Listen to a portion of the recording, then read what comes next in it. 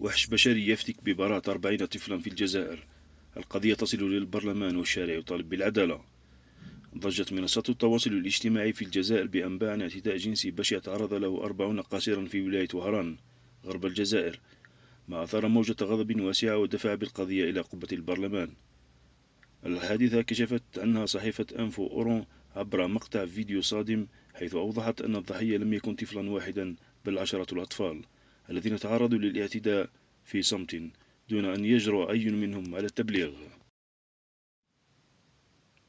وقعت هذه الجريمة بحي الحاسي في مدينة وهران، فيما لم تسجل شكاوى رسمية، مما مكن المتهم البالغ من العمر 37 سنة وهو من مدينة سيدي بالعباس من مواصلة أفعاله عن طريق تهديد ضحاياه بالصور والفيديوهات.